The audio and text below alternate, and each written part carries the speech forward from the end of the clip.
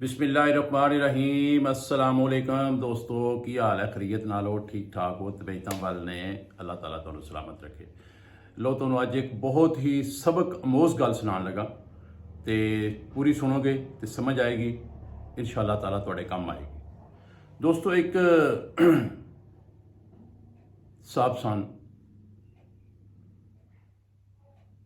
वो बहुत गरीब इंसान सन।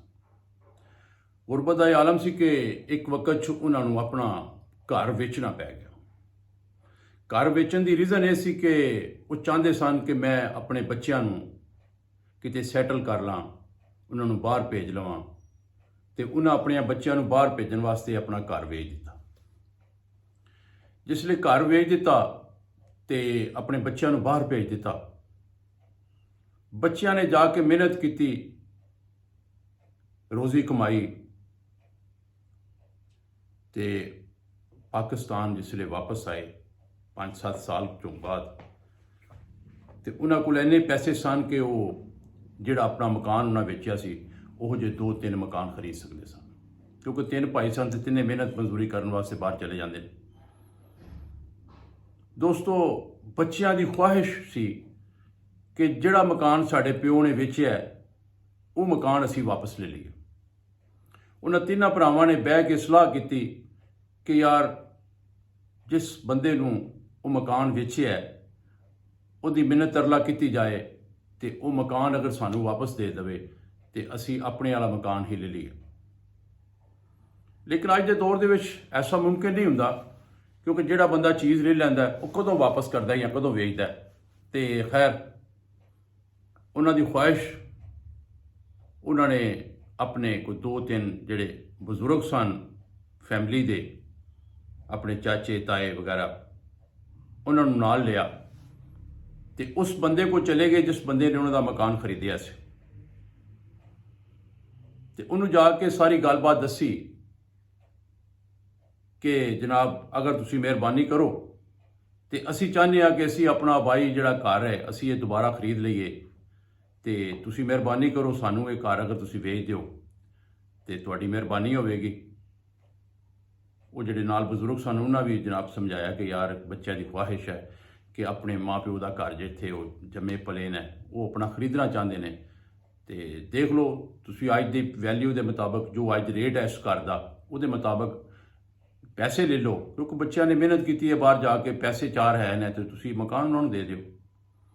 उस बंदे ने कहा कि कोई मसला नहीं, मैनू सिर्फ एक रात का टाइम दिओ, मैं सुबह अपने बच्चों नाल सलाह मशवरा कर लवां तो इंशाअल्लाह तुहानूं मैं कल दसांगा। वो सारे बंदे यह गलबात सुन के ते वापस चले गए इस आस उम्मीद दे विच कि उन्हें एक रात का टाइम लिया है तो सुबह सानू दसेगा कि सानू वो मकान दिंदा है या नहीं दिंदा। तो तुहानूं पता है जो इहो जिहे मामलात होण ते रातां नूं नींदर भी नहीं पैंदी, बंदा सोचता कि यार मैं चीज़ लै रहा अल्लाह करे मैनूं मिल जाए, मामलात ऐसे सब। खैर सुबह जिस वेले हुई उन्होंने नाश्ता नुश्ता किया तो वो अपने 2-4 जी जिहड़े सन उन्होंने लैके तो दोबारा वो घर जाके उन्होंने कुंडी खड़काई तो उन्होंने जनाब अपना जिहड़ा मुद्दा सी वो बयान किया कि जनाब मेहरबानी करो तुसी राती कहा सी कि मैं तुहानूं कल दसांगा, तो दसो किन्ने पैसे लैने जे मकान ते, सानू मकान दे दिओ। वो बंदा उठिया, उठ के अंदर गया, लिया के मकान की रजिस्ट्री उन्हें इंज करके टेबल के उत्ते रख दी। रजिस्ट्री टेबल के उत्ते रख के तो उन्हें उन्होंने बच्चों को मुखातब किया जिन्हों का मकान उन्हें खरीदिया सी, उन्होंने प्यो को खरीदिया सी ज़ाहिर है, लेकिन उन्होंने बच्चों की ख्वाहिश का एहतराम करदे होया उन्हें कहा बेटा ऐ तुहाडे मकान की रजिस्ट्री है जिहड़ी मैं खरीदी सी, तो तुसी इस तरह करो टाइम रख लो, ये मकान मैं तुहानूं तुहाडे अगे वेच देना, पटवारी को सवेरे फर्द ले लैने आ, तो तुसी स्टाम वगैरह कढाओ तो अपने नाम करवा लो। उन्हें कहा चाचा जी असी भी यही चाहते हैं, लेकिन दसो कि पैसे किन्ने लैने ने। उन्हें कहा बेटे उन्ने ही पैसे लैने ने जिन्ने तुसां मैनू दिते सन। वो सारे हक्के पक्के रह गए। उन्हें कहा जनाब यह की गल कर रहे हो, असी तो तुहानू 5-6 साल पहले बहुत सस्ता दे गए सन, साड़ी तो मजबूरी सी ते असी वेच दिता सी, ते हुण ते मकान की वैल्यू वध गई है, हुण दा रेट जिहड़ा मौजूदा रेट है तुसी साडे कोल ओह लवो। उन्हें कहा नहीं यार, जे तुहाडी ख्वाहिश है कि तुसी ये मकान खरीदना चाहते हो तो यार मेरी भी ख्वाहिश है कि मैं जिन्ने दा लिया मैं उन्ने दा तुहानू वापस करना चाहना। वो जिहड़े नाल बजुर्ग गए सन उन्हें कहा कि जनाब तुसी मेहरबानी कर रहे हो, लेकिन उन्नी की मेहरबानी करो जिन्नी कि असी जर जाइए, वो पैसे ले लो जिहड़ी मार्केट का वैल्यू है। उन्हें कहा नहीं यार ऐसी गल कोई नहीं। उन्हें कहा जनाब गल हैगी है, देखो मैं बड़ा सिंपल जी गल तुहानू दसन लगा कि अगर इन्हां बच्चियां ने मेरे पैसे इस्तेमाल किए ने 5 साल 6 साल, तो यार मैं इन्हां दा मकान भी तो इस्तेमाल किया, तो मैं बिल्कुल उन्हां पैसों जिन्होंने वापस करना है बच्चों जिन्हें च मैं लिया सी। ते दोस्तों वो बंदे ने वो मकान जिन्हें च उन्होंने को लिया सी 5-6 साल पहले उन्हें च उन्होंने ट्रांसफर करके उन्होंने हवाले कर दिता।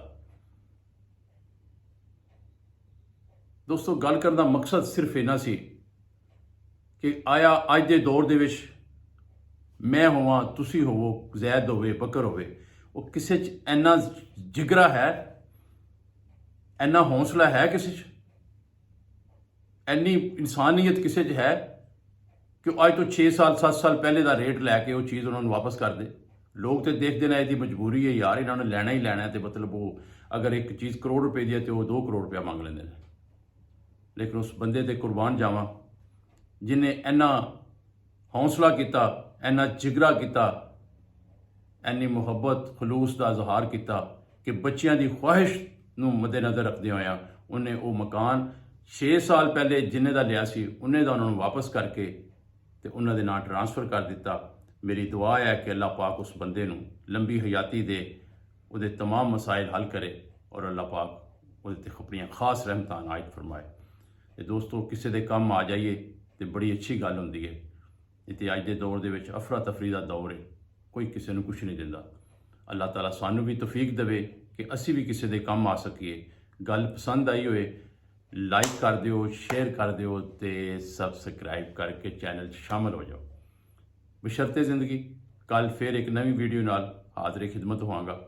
कल तक इजाज़त दा तलबगार अरशद लोधी। Thank you. अल्लाह हाफिज़।